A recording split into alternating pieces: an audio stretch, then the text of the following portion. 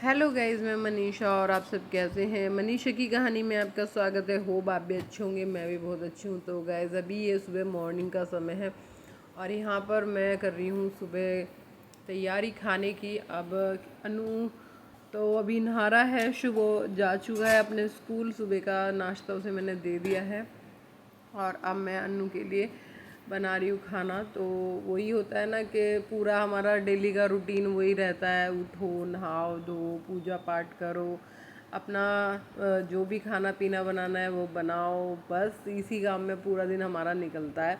तो यहाँ पर बस ये है कि सुबह सुबह मेरा फैलावा बहुत ज़्यादा फैलता है। मैं बाद में सब कुछ समेटती हूँ, मैं सोचती हूँ पहले बच्चों को भेज देती हूँ, उसके बाद आराम से सब कुछ धीरे धीरे करती रहूँगी, क्योंकि अकेले सब कुछ करो और वो भी बच्चों के साथ में सुबह सुबह इतना सारा काम हो जाता है। किसी को कपड़े देने हैं, किसी को कुछ करना है, किसी को दूध गर्म करना है, किसी को बनाना शेक पीना है। सबकी चॉइस भी तो अलग अलग होती हैं, आप जानते ही हो बच्चे कैसे होते हैं।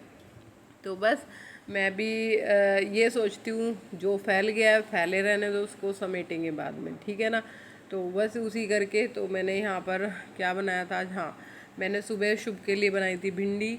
वो भिंडी और प्लेन परोठा लेके गया स्कूल में, और थोड़ी सी काटी थी जल्दी जल्दी में, क्योंकि आज उसकी ऑटो और जल्दी आई थी, 15-20 मिनट पहले ही आ गई थी। तो उसका कॉल आ गया था कि मुझे कहीं जाना है बच्चों को छोड़ के, तो इसलिए मैं जल्दी आऊँगा। तो मैंने फिर एक कटोरी में थोड़ी सी काटी और फटाफट उसके लिए बना दी और उसके भेज दिया। फिर उसके बाद मैंने अन्नू के लिए बनाई दाल, और दाल बनाई, और दाल के साथ मैंने उसको फुल्का बनाया। तो अब यहाँ पे मैं आटा मल रही हूँ और दाल मेरी बन गई है। तड़का भी मारना बाकी है, तड़का मारूंगी, ठीक है ना। तो बस यही है, अपने घर के बहुत सारे काम हो जाते हैं जो मैं सुबह सुबह मॉर्निंग में करने होते हैं। तो मेरा तो ऐसे ही पूरा दिन निकल जाता है, घर के ही कामों में रह जाती हूँ। तो खैर कोई नहीं, लेकिन थोड़ा सा मुझे यही टेंशन हो रहा है कि मेरा जो मैं मतलब परेशान हूँ बहुत ज़्यादा इस बात से कि मैं कुछ कर नहीं पा रही हूँ, क्योंकि मैं चाहती तो हूँ करना, लेकिन हो नहीं पा रहा है मेरे से।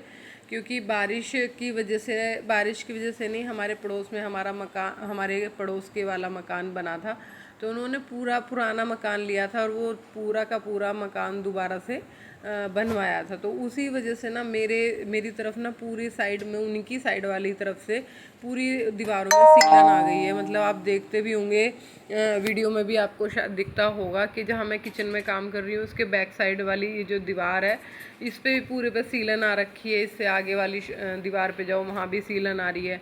तो मतलब इतना ज़्यादा सीलन आ रखा है कि कुछ कह नहीं सकते। क्योंकि एक तो बरसात हो गई, ऊपर से उन्होंने जो तराइयाँ होती हैं, जैसे पाइप मार के होती है ना, तराई वगैरह होती है जब प्लास्टर वगैरह होता है या हटता है, जो भी होता होगा पता नहीं है।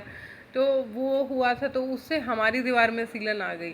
तो अब ये तो है नहीं कि वो करवा के देंगे हमें, करवाना तो हमें खुद ही पड़ेगा। अभी वही बात है ना कि बच्चों को भी समझ नहीं है और मुझे भी इतना पता नहीं है कि मैं किससे क्या करूं। मैंने एक दो बंदे से बोला है कि भाई ये हमारा एक दो मिस्त्री भेज दो जो ये हमारा काम हो जाए, लेकिन हो नहीं पा रहा, मतलब बन नहीं पा रहा। तो मैं ये सोच रही थी कि दिवाली से पहले ये काम ख़त्म हो जाए, क्योंकि होता है ना फिर सर्दियाँ आ जाएंगी, सर्दियों में बिल्कुल भी मतलब मन नहीं करता कुछ भी करने का, ठंड इतनी होती है और फिर दिन छोटे होते हैं और ऊपर से वो कोहरा वगैरह होता है, तो तब भी नहीं हो पाता सर्दियों में काम। तो यही चाह रही थी मैं कि 2-4 दिन जो भी लगें ये काम हो जाए मेरा, तो कोई मिस्त्री वगैरह मिल जाए, लेकिन मिल नहीं पा रहा। तो उसी वजह से थोड़ा बस ये है, टेंशन रहती है मुझे कि क्या करूँ कैसे करूँ। और मतलब ज़्यादा सीलन फिर बढ़ती चली जा रही है ना सारे में, तो वो वही है कि निकलवाना तो ख़राब हो गया है तो उसे हटवाना तो पड़ेगा, कुछ तो कराना पड़ेगा। तो अब बस वही है, आदमी होते हैं तो वो 100 काम कर लेते हैं। अब मैं बताऊँ कहाँ पे जाऊँ, क्या करूँ। और बच्चों को भी तो बिल्कुल भी नहीं पता है अभी कुछ भी, क्या करना है कैसे करना है। तो बस ठीक है, देखते हैं क्या होता है। मतलब कह तो रखा है, कोई होता है मिलता है तो मैं सोचती हूँ करवा के ही निपटूँ इसको। अब देखते हैं क्या होता है। तो यहाँ पर मूली का पराठा मैंने उसको नाश्ते में बनाना था, तो वो बोल रहा था मम्मी मुझे मूली का पराठा खाना है। शुभ तो बिल्कुल नहीं खाता मूली का पराठा, उसे बिल्कुल पसंद नहीं है खाना। वो आलू का पसंद करता है, अन्नू खाता है, क्योंकि वो कहता है मेरे को दांतों में फंस जाता है, उसका अलग ही टेस्ट है। तो यहाँ पे मैंने उसका पहले पराठा बना दिया था, फिर अब मैं रोटियाँ सेक रही हूँ। जो टिफ़िन में दूंगी उसको, उसने पराठा मतलब अलग कर दिया था मैंने सेक के, तो वो नाश्ते में पराठा खा जाएगा और रोटियाँ दाल के साथ ले जाएगा। तो यहाँ पे बस यही है। और उधर इतने सारे त्यौहार एक साथ, इतने सारे त्यौहार भी आ रहे हैं, और बस यही है। मैं सोच रही पेंट कराऊंगी तो फिर वापस से ये दीवार फूल जाएगी, क्योंकि सीलन इतनी ज़्यादा है, पपड़ी निकलने लग गई है। तो इस पे मैं सोच रही हूँ या तो कोई शीट वगैरह लगा दे वो, या फिर ये टाइल्स ही लगा दे वापस ऊपर तक, पूरे में टाइल्स ही करवा देती हूँ। लेकिन कोई मिले तो, मिलना भी बड़ा मुश्किल है आजकल। ऐसा नहीं है किसी को भी लगा लो आप, जिसे जो सही बंदा होता है, कई बार ना आप बुलाते तो हो लेकिन वो काम अच्छा नहीं करता। तो बस इसी करके मैं किसी को ज़्यादा वो नहीं करती जब तक कोई समझदार बंदा नहीं मिलता। तो यहाँ पर अनु हो चुका है रेडी, अभी नाश्ता कर रहा है, और मैं कह रही हूँ बेटा दाल से टेस्ट करके देख ले, दाल का पता चल जाता है। फिर उधर आ गया मेरा पार्सल, तो यहाँ पे ये पार्सल वाले भैया भी आ गए थे। फिर इनसे मैंने पार्सल रिसीव किया, और फिर मैं आई अंदर। आके मैंने देखा, खोल के चेक करा कि भाई कैसा है, क्योंकि रिटर्न भी फिर करना होता है हमें तुरंत ही। अगर हमें पसंद नहीं आई चीज़ तो मैं रिटर्न भी करनी होती है।